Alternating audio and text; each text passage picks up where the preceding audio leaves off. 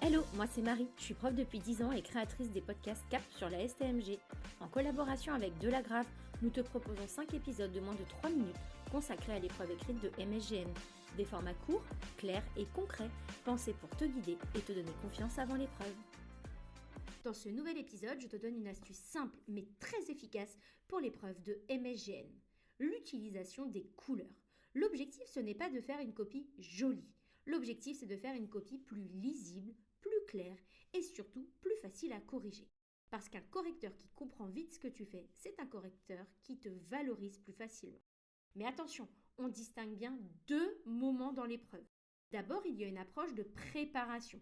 Quand tu lis les documents et les questions, quand tu repères les informations utiles, quand tu organises ton raisonnement.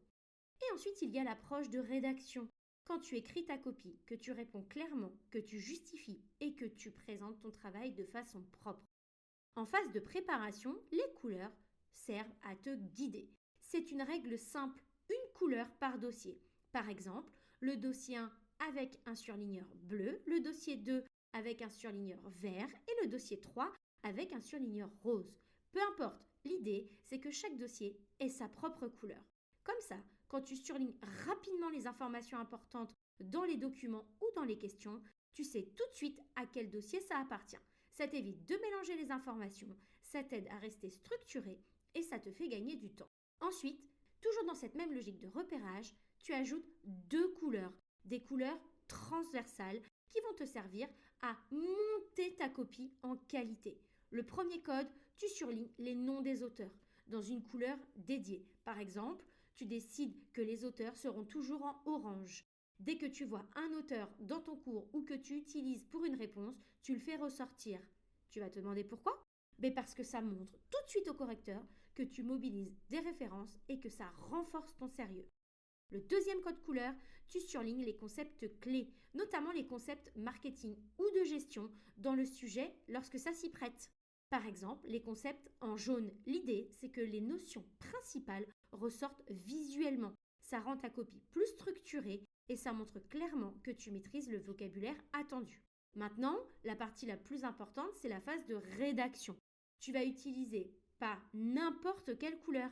La rédaction, c'est le moment où tu dois rester sobre et efficace. Donc, tu n'essayes pas de colorier tout ton texte. Tu rédiges normalement, clairement, avec des phrases simples et des justifications solides.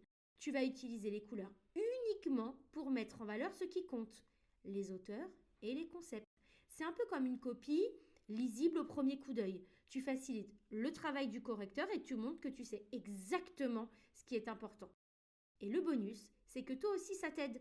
Tu te relis mieux, tu repères plus vite ce qui manque et tu peux vérifier si chaque dossier contient bien les notions de cours, les arguments et les justifications. Donc pour résumer, lors de la préparation, une couleur par dossier. Lors de la rédaction, tu restes sobre, tu rédiges normalement, mais tu utilises les couleurs pour valoriser les auteurs et les concepts. À toi de jouer!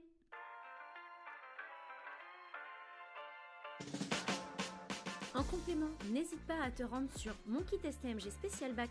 Le lien est en description. Tu y trouveras d'autres outils comme des flashcards et des cartes mentales pour mémoriser et réviser efficacement avant l'épreuve.